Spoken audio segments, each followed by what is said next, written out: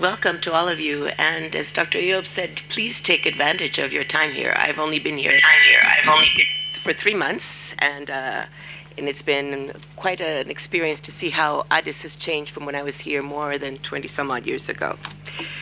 Your Excellency, Dr. Eob Tekelin, Minister of Ministry of Finance, State Minister of Ministry of Finance, Excellency Semerita Sewasu, State Minister of Ministry of Finance.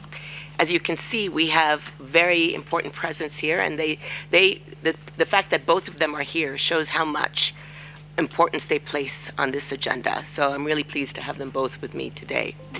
To our colleagues from UNECA and AFDB and all the work that we've done together in collaboration on this. To the PIFA Secretariat, thank you for all your hard work.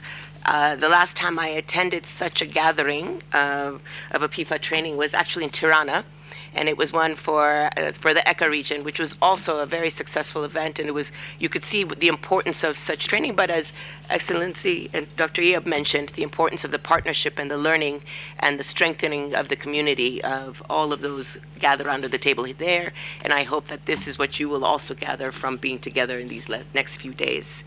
So again, welcome and good morning. And also, let me welcome all the distinguished participants from, I understand, from more than 30 countries from all over Africa. It's a real pleasure to see all of you here today. We are extremely happy to be collaborating with UNECA and AFDB to be hosting this important event. The World Bank has always valued partnerships with international organizations that share our goals of poverty alleviation and growth. This event exemplifies such collaboration, and we hope to extend this partnership into other areas.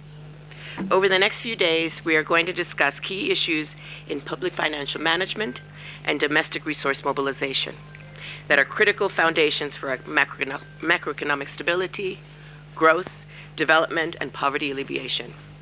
PFM is a cornerstone for ensuring efficiency, accountability, and transparency in the management of public resources. Sufficient DRM is necessary for raising the public resources needed for governments to provide essential public services and invest in human capital enabling in development. This event brings together policymakers, practitioners, and experts in the field of PFM and DRM from across Africa to discuss recent advancements, share experiences, and explore innovative global solutions that can support the enhancement of PFM systems in the region. From November 13th through the 15th, we will conduct training on the Public Expenditure and Financial Accounting, or PIFA, tool, as we all refer to it. This is an important means of assessing the strength of PFM systems and diagnosing weaknesses. The World Bank houses the PIFA partnership, and we are glad that PIFA assessments across the continent inform PFM reforms. I understand the majority, 51 countries, in fact, in Africa conduct PIFA assessments, which is very significant. In this context, the PIFA flagship training in Addis Ababa brings together PFM practitioners from over 30 countries, marking a significant milestone on this agenda. So let's talk a little bit about the importance of effective public financial management to African countries.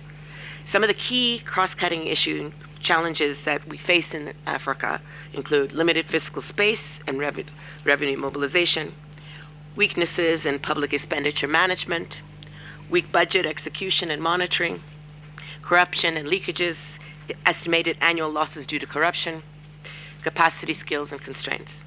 But these also provide us with opportunities for reform through strengthening of fiscal frameworks and institutions, modernizing PFM systems and processes, enhancing transparency and accountability, leveraging technology, as Excellency Sir Murita also mentioned, and innovation, promoting citizen engagement and participation. On the issue of revenue mobilization, some of the key cross-cutting challenges include developing countries in general, and in Africa especially, we're struggling with mobilizing sufficient revenues for ensuring economic and social development. These are the discussions that I have daily with my counterparts here. The average tax to GDP ratio for the African region is just about 16%, with many countries collecting less than 15% of GDP, considered a bare minimum for sustainable growth and development. In our sub-region, several countries are collecting less than 10% of GDP, including Ethiopia, South Sudan, and Somalia. The good news is that There is increasing realization that DRM reforms are necessary for development, and many countries are having devised detailed strategies to improve revenue mobilization, including here in Ethiopia, with the National Medium-Term Revenue Strategy having been approved recently. We're really excited about that. Let's look at opportunities for reform. With low current levels of revenue mobilization also comes the potential for significant improvement. In the area of tax policy, there's consideration for rationalizing and improving the cost effectiveness of investment tax incentives, broadening the base of value-added tax, and reducing informality, improving the design and coverage of personal income tax, leveraging excise taxes, expanding local government taxation through effective property taxes, something we're looking at here. As for tax administration reforms, leveraging digital technology improves the efficiency and effectiveness of tax administration. Incentivizing tax officials and building capacity is also very critical. Interventions that help to identify registered taxpayers through technology deployment. Data analytics to identify risky taxpayers. Interventions that make it easier to pay taxes. Interventions on the penalties for noncompliance. All of these are very critical, and I hope you'll be discussing any range of how you can implement these in your countries.